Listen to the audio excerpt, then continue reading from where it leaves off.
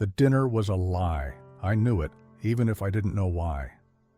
My daughter, Amanda, sat across from me, her smile a little too bright, a little too brittle. It didn't quite reach her eyes. We were at a new place, some fancy Italian restaurant downtown with tablecloths so white they hurt to look at. It was miles from my neighborhood, a deliberate choice, I'd realize later. "You should have the wine, Dad," she urged, flagging down the waiter. "Their Chianti is supposed to be incredible. Let's get a bottle." "A glass is fine for me, sweetheart," I said. "I've got to drive home." "Oh, don't be silly. I can call you a car. You deserve to relax." I felt a faint prickle of unease. It wasn't like her to be so insistent, so managing. For 5 years since my wife Eleanor passed, our weekly dinners had been a comfortable routine. Usually it was at the old steakhouse near my place, a spot filled with warm wood and warmer memories. This place was cold, all marble and chrome, loud with the clatter of people trying to prove they belonged. I felt like a wool-clad sheep in a room full of peacocks. I conceded on the wine, just to keep the peace. As the waiter poured the deep red liquid into my glass, my phone buzzed in my pocket. I pulled it out, expecting a news alert or a spam email. It was a text from an unknown number. Just a few words. "Get up and leave. Don't let her know." I stared at the screen. My first thought was that it was a mistake, a wrong number, a prank maybe. I glanced up at Amanda. She was scrolling through her own phone, a small, tight smile on her face. I typed back a simple question mark and hit send. I slipped the phone back into my pocket, my heart thudding a little faster. "Everything okay, Dad?" Amanda asked, her eyes still on her screen. Fine, just a junk message." I tried to focus on the menu, but the words swam in front of my eyes. A cold knot was forming in my stomach that had nothing to do with hunger. I'm a builder, or I was.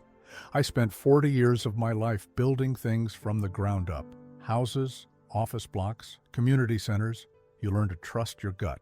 You learn to notice when a foundation is cracked, when a support beam isn't sound. Right now, my gut was screaming that this entire evening was built on sand. My phone buzzed again. I pulled it out more furtively this time, shielding the screen with my hand. The same number. "This is not a joke. Your son-in-law is at your house right now. Go home. Now." Ice. That's the only way to describe the feeling. It wasn't a slow chill. It was a sudden, violent freeze that shot from my chest out to my fingertips. My hand, holding the heavy water goblet, trembled. Mark. My son-in-law. What in God's name would he be doing at my house? He knew I was out with Amanda. In fact, he was the one who had called her earlier, reminding her about our dinner, his voice oozing with the cheap charm he always used on me. It all clicked into place with the sickening sound of a lock turning, the distant restaurant, the insistence on the bottle of wine, to slow me down, to dull my senses. The plan wasn't for me to enjoy a meal. The plan was to keep me pinned here, distracted, while Mark did what? Something broke in me then.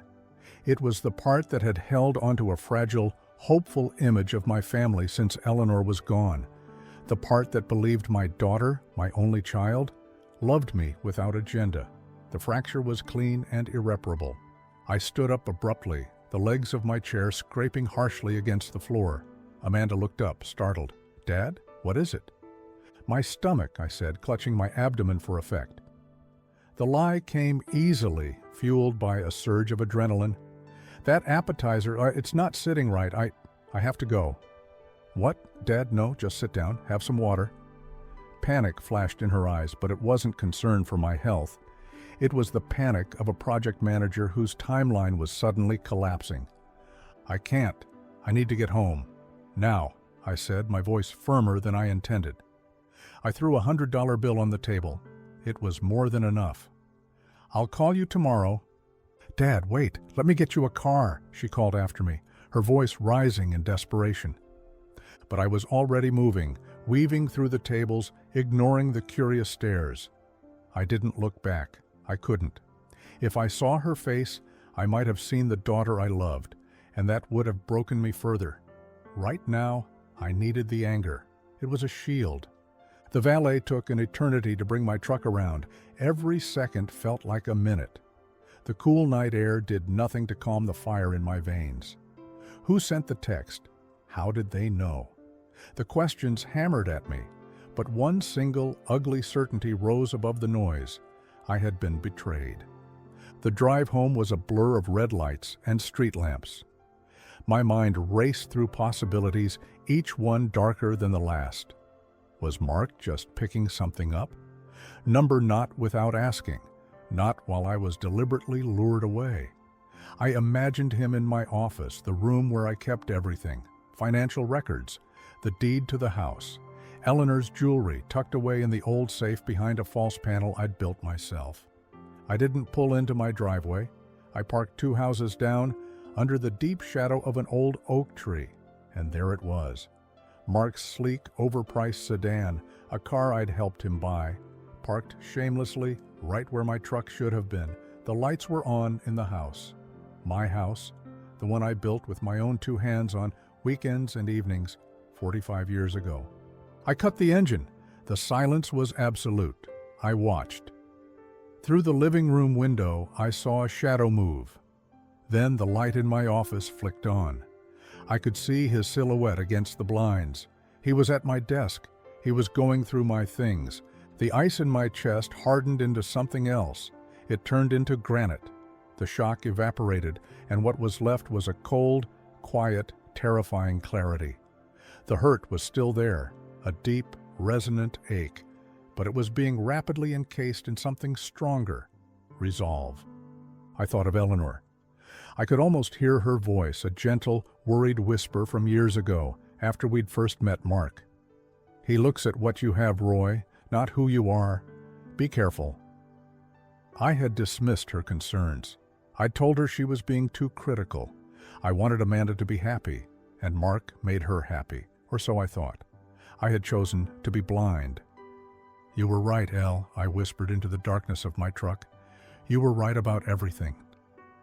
I remembered the sacrifices, paying for Amanda's master's degree so she wouldn't have student loans, giving them the down payment for their house, a gift that stretched us thin for years. I remembered rewiring their entire kitchen after Mark tried to do it himself and nearly burned the place down. I had given them my time, my money, my labor, my love, and in return they were looting my life while I was being placated with expensive wine. This wasn't just an insult. This was a declaration of war. They saw me as a resource to be tapped, an obstacle to be managed, and finally, a vault to be cracked. They didn't see a father. They saw an old man, a relic, a soft touch waiting to be fleeced. They were about to find out how wrong they were. I didn't storm the house. I didn't call the police. That would be messy, emotional. It would give them a chance to play the victims, to twist the story. This required something else. This required a plan. It required the same precision and patience I used to build a house that would stand for a century. I was going to dismantle their lives, brick by brick. I put the truck in gear and pulled away from the curb, my headlights off.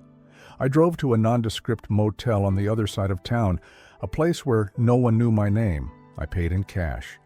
Inside the sterile, anonymous room, I sat on the edge of the stiff bed and made my first call. It wasn't to Amanda. It wasn't to Mark. It was to George Kravitz, my lawyer for 30 years, and a man who had played poker with me every month until Eleanor got sick. He was as old school as I was. He answered on the second ring, his voice gravelly with sleep. Roy? It's 1 a.m? Is everything all right?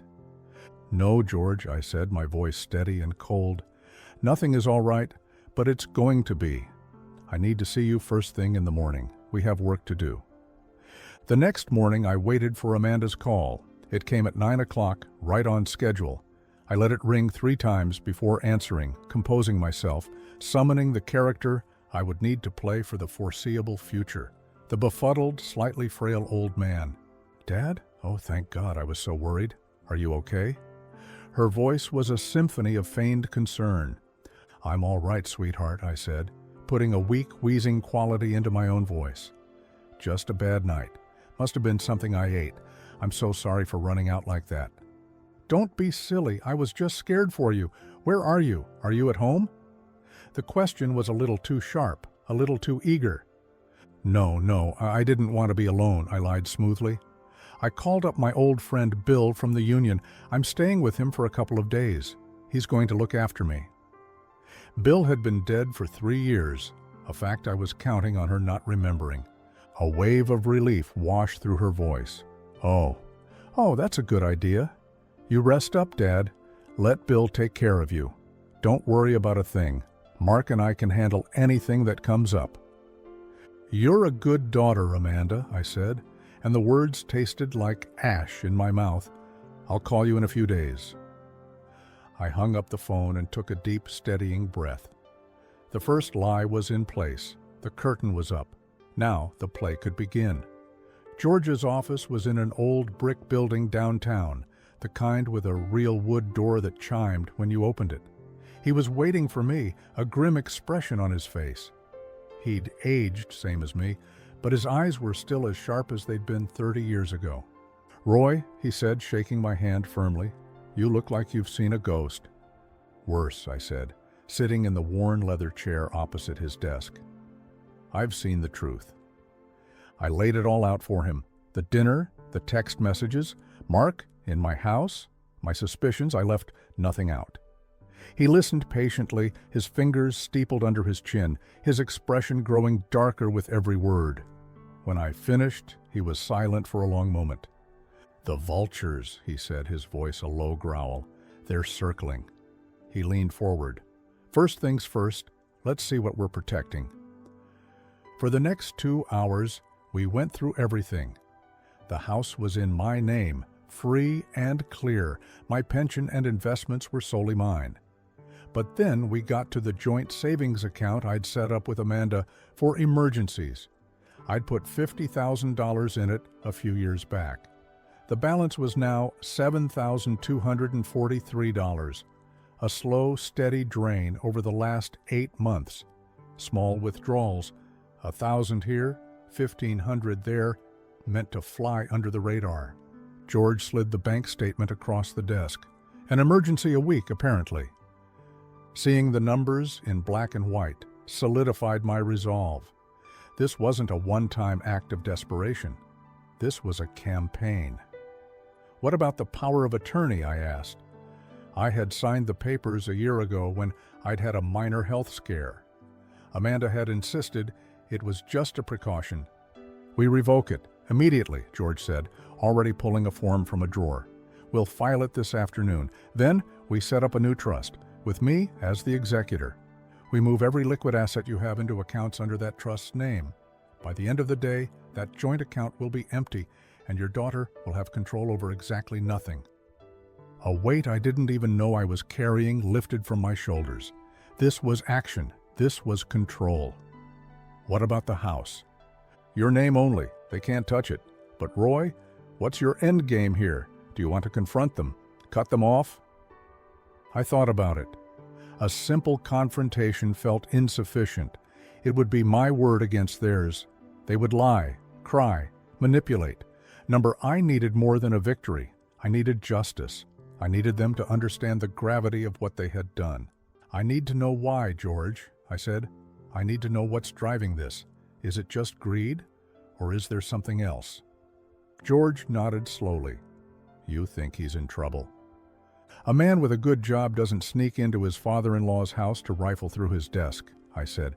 "Something's wrong." That's when I told him my idea, to hire a private investigator. George knew a guy, of course, a retired police detective named Sal, who was apparently as discreet as a priest and twice as effective. A single phone call was made. Sal would start immediately. The next step was the house, my sanctuary. It had been violated. I couldn't just let it go. I needed to secure it. "I want to change the locks," I told George, "and I want to install cameras, good ones, hidden ones." George smiled for the first time that day. "Now you're thinking like a builder, Roy, fortifying the structure." After leaving George's office, I felt like a general preparing a battlefield. I went to a hardware superstore and bought the best deadbolts they sold. I also bought 3 tiny, high-definition, wireless cameras, the kind people use to watch their nanny or their pets. One for the living room, one for the hallway, and one aimed directly at my office desk. I drove to my house in the middle of the afternoon. Mark's car was gone. The place looked quiet, serene, just as I'd left it. But it felt different, tainted. I worked quickly. Changing the locks was easy. I'd installed the originals myself. Installing the cameras was more challenging. I placed one in a bookshelf tucked between a dusty copy of Moby Dick and an old encyclopedia. Another went into a smoke detector in the hall.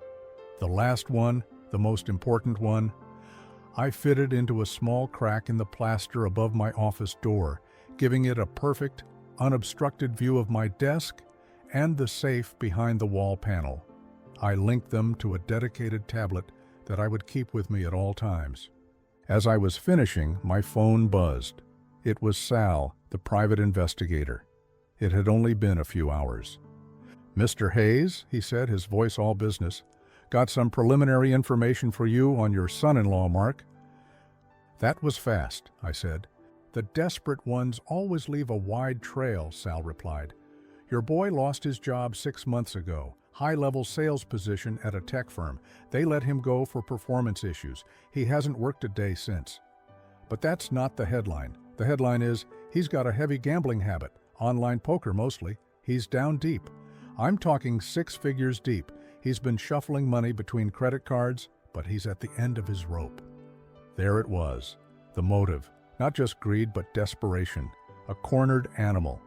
It made him more predictable and more dangerous. He wasn't just trying to fund a lavish lifestyle, he was trying to plug a hole in a sinking ship, and he'd decided my life savings were the perfect patch. "Thank you, Sal," I said. "Keep digging. I want to know everything." I left my house that day with new locks on the doors and a new, chilling understanding of the man my daughter had married. I went back to my motel room, opened the tablet, and watched the empty feed from my office camera. The trap was set. Now I just had to wait for the rats to return. The next few days were a masterclass in deception. I kept up the charade of the convalescing father. I'd call Amanda every other day, my voice still frail, my stories about my friend Bill becoming more elaborate. I told her we were watching old movies and playing checkers. She'd listen, her voice dripping with syrupy concern, and then she'd casually ask about my finances or if I'd thought any more about my will. "You know, Dad, Mark and I were talking, and we really think you shouldn't have to worry about all that paperwork anymore. Maybe it's time we helped you manage things," she'd say. "That's sweet of you to offer, honey," I'd reply. "Let me get my strength back, and we can talk about it." All the while, I was a man on a mission. With George's help, my money was now ironclad, locked away in a new trust. The power of attorney was officially revoked. I felt a grim satisfaction in knowing that the next time she tried one of her small withdrawals from our joint account, she would be met with a balance of 0. I needed a new place to live. The house, my beautiful house, was tainted now. It was a crime scene. More than that, it was a monument to a life that was over. Staying there would be like living in a museum. It was time for a new chapter. I contacted a real estate agent, a woman named Maria, who'd been recommended by George. She was sharp, energetic, and had a reputation for getting things done. I met her at a coffee shop. "Mr. Hayes," she said, after I'd explained the situation in broad strokes, that I was a widower looking to downsize. "I have to be honest. A house like yours, with that kind of custom woodwork and land, it's a rare find. It could take months to find the right buyer." "I don't need the right buyer, Maria," I said. "I need a fast one. I'm willing to price it aggressively. I want it sold, and I want it sold yesterday." She looked at me, a flicker of understanding in her eyes. She was a professional. She sensed there was more to the story, but she was smart enough not to ask. "Aggressive pricing will certainly attract attention. I can list it privately, show it by appointment only, keep it quiet." "Perfect," I said. "That's exactly what I want." I gave her the new keys. The idea of strangers walking through my home was unsettling, but the idea of Amanda and Mark thinking it was still theirs for the taking was infinitely worse. A week later, the call I was waiting for came. It was Amanda, but her tone was different. The sweetness was gone, replaced by a strained, high-pitched anxiety. "Dad, I went to the bank. The joint account, it's empty. Did you move the money?" I feigned confusion. "The bank?" "Oh yes, George, my lawyer, he was helping me consolidate some things, for tax purposes. You know how it is. It's all very complicated." There was a pause on the line. I could hear Mark whispering angrily in the background. "Don't worry, sweetheart," I said, laying it on thick. "It's all safe, just in a different place." "And Dad," she continued, her voice tight, "Mark went by the house to check on the mail for you, and his key doesn't work. Did you change the locks?" "Oh goodness, did I forget to tell you?" I said, feigning a senior moment. "The old lock on the front door was sticking. I had a locksmith come out. He said it was best to replace the whole set. Don't worry, I have the new keys right here." The lies felt like armor. Each one I told made me stronger, safer. They were scrambling. Their plan had hit a snag. They had underestimated their target. They thought they were dealing with a doddering old fool, and instead, they were running into a fortress. I knew they would have to escalate, and I was ready. Their escalation came a few days later. It was the final provocation, the last arrogant move that sealed their fate. Amanda called, her voice back to its saccharine sweetness, but with an edge of desperation I could now hear as clear as a bell. "Dad, we have the most wonderful news," she chirped.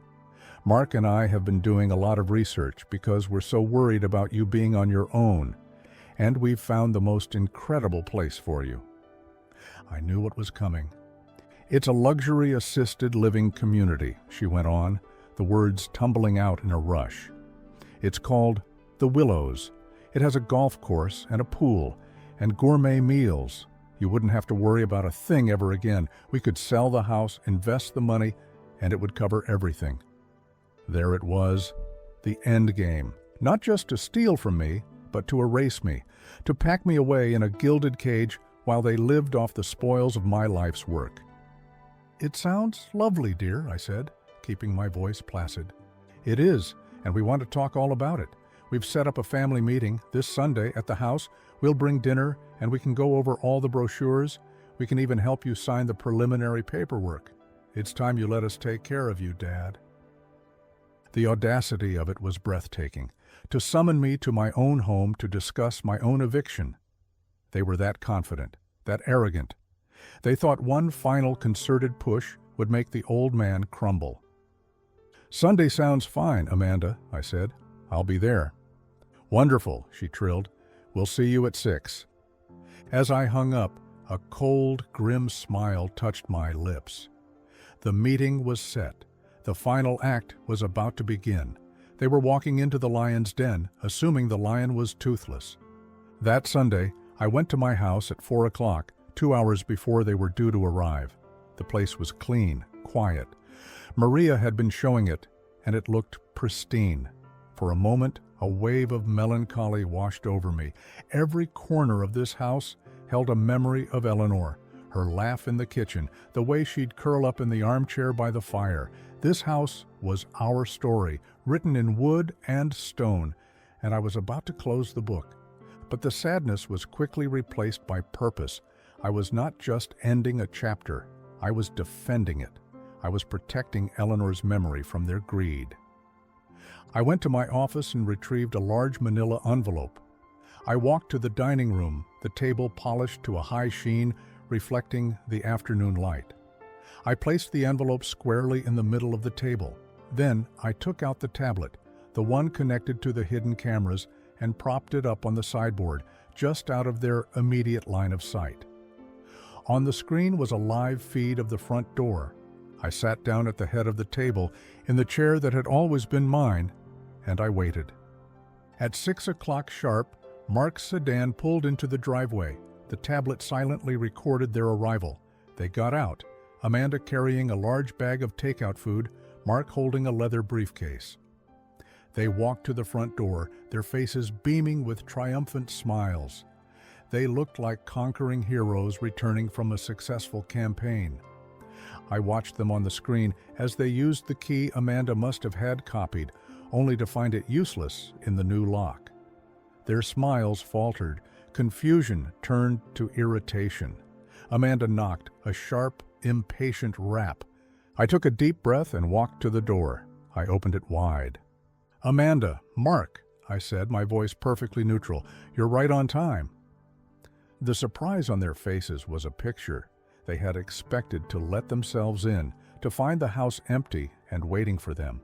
They had not expected me to be here, in command, welcoming them at the door. "Dad!" Amanda recovered quickly, forcing a smile. "You're here already. We were just about to let ourselves in." "The old keys don't work anymore," I said simply, stepping back to let them enter. "Come in. I have the table set for our meeting." They walked into the dining room, their eyes scanning the space. I could see Mark's gaze flicker towards my office, a flash of avarice in his eyes. They placed their things on the table, the food bag next to the glossy, colorful brochures for The Willows. "It looks so nice in here, Dad," Amanda said, her voice dripping with that familiar, false sweetness. "So clean."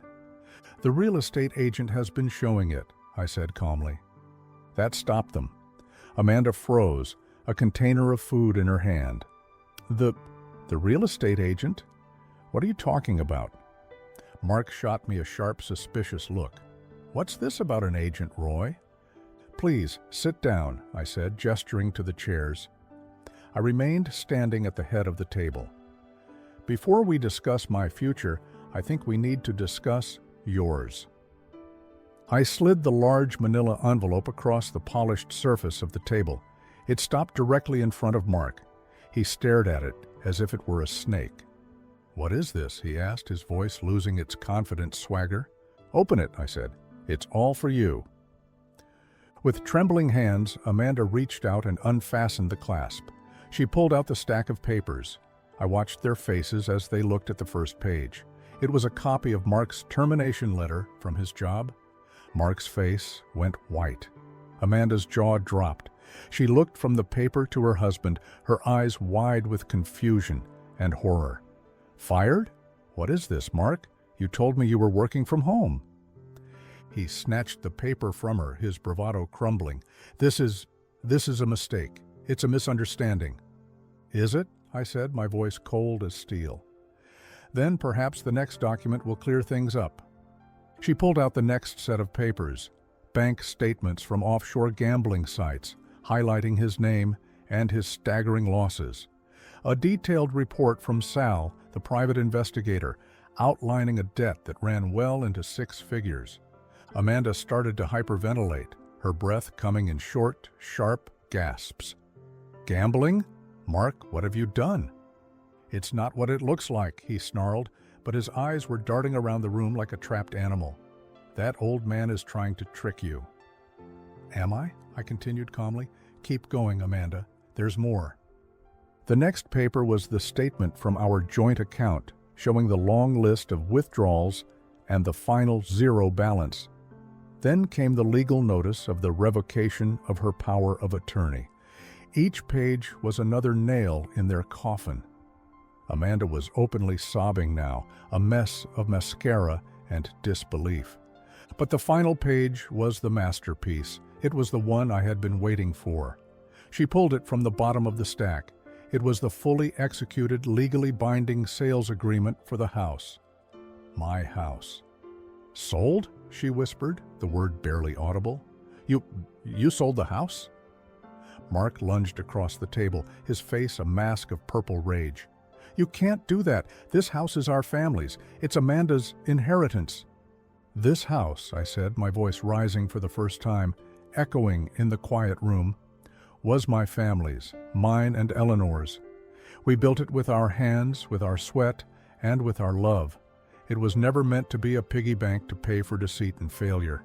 It's my property, and I sold it. The closing was on Friday. The new owners, a lovely young family with 3 children, take possession in 28 days. That was it, the final blow. The edifice of their lies and manipulations came crashing down in a single, ruinous moment. The meltdown was spectacular. It was everything I had anticipated and more. Mark completely lost control. He started shouting, calling me an old fool, a senile bastard who had ruined everything. He wasn't just angry, he was terrified. I had not just thwarted his plan, I had exposed him to his wife, laying his pathetic secrets bare on the dining room table. Amanda turned on him, her grief and shock curdling into fury. You lied to me. 6 months. You lost your job 6 months ago, and you said nothing? All that money, my mother's inheritance, you gambled it away? I was going to win it back, he screamed at her, spittle flying from his lips. If this old fool hadn't gotten in the way, if you had gotten him to sign the papers sooner, none of this would have happened. It's your fault for being so slow. Their ugly, selfish alliance dissolved right before my eyes. They weren't a team. They were just two separate black holes of greed who had temporarily pointed their gravity in the same direction. Now they were tearing each other apart. The accusations flew, a torrent of blame and resentment. I let them scream. I watched them, feeling nothing but a distant cold pity. They were children throwing a tantrum because their favorite toy had been taken away. When their rage finally began to subside, exhausted and hoarse, I spoke one last time. My voice was quiet again, but it cut through the toxic air. You didn't just try to take my money, I said, looking directly at Amanda. Her face was swollen and tear-streaked. You tried to take my home. You tried to take my life. You were going to put me in a box and throw away the key. You tried to erase every last trace of me and your mother. I paused, letting the words hang in the air. This wasn't revenge. This was pest control. You became a sickness in this house, in my life, and I'm cutting out the infection. I picked up the tablet from the sideboard. I didn't have to show them the footage of Mark in my office. The financial evidence had been more than enough. My secret weapon remained a secret. I walked towards the front door. My lawyer has your address. He'll forward any mail that comes here by mistake. I suggest you take your gourmet dinner and your brochures and go. I have packing to do. I opened the door and stood by it, waiting. Humiliated and broken, they gathered their things in silence. Mark wouldn't look at me. Amanda shot me one last, pleading, hate-filled glare. How could you do this to your own daughter? She whimpered. You stopped being my daughter the moment you decided I was a burden to be disposed of, I said softly. You gave me away. I just made it official. They walked out into the evening twilight, got into their overpriced, debt-ridden car, and drove away. I watched until their taillights disappeared down the street. Then I closed the door, engaged the new deadbolt, and for the first time in a very long time, I felt the profound silence of true peace. Roy Hayes, the victim, the old fool, had left the building, and he was never coming back. My new place is a condominium on the 17th floor with a view that stretches all the way to the bay. It's modern, clean, and blessedly free of ghosts. I bought it with cash from the sale of the house, and I still have a comfortable nest egg that will see me through the rest of my days. It's smaller than the house, but my life is smaller now, and it fits me perfectly. The mystery of the text message was solved a few days after the final confrontation. I got a call from a number I didn't recognize. It was Eleanor's sister, my sister-in-law Rosa. We hadn't been close since the funeral, each of us lost in our own grief. I heard you cleaned house, Roy, she said, her voice warm and full of a familiar, wry humor. Rosa, I said, a genuine smile spreading across my face. Was it you? Mark always felt greasy to me, she admitted. I had a feeling he was up to no good. I live just a few blocks from you, you know. I was walking my dog that night and saw his car in your drive. I knew you were out with Amanda. It didn't feel right. So I took a shot and sent that text. I'm glad I did. We talked for over an hour. We reconnected over our shared love for Eleanor and our mutual distrust of her son-in-law. Rosa has become a fixture in my new life. We have dinner once a week, no fancy restaurants, just good food at a quiet diner where we can talk. It feels more like family than anything I had with Amanda. I also got an email from Maria, the real estate agent.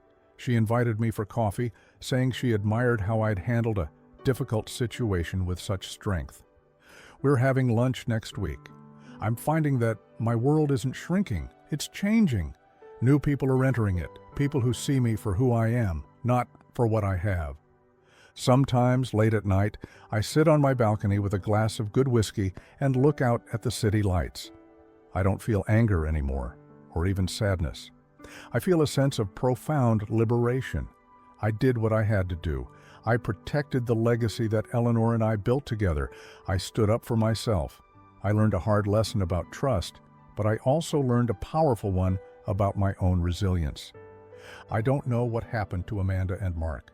I imagine their lives are a mess of debt and recrimination. It is not my concern.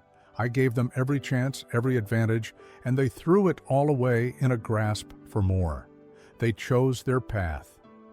The past is secure now, locked away in memory where it can't be tarnished.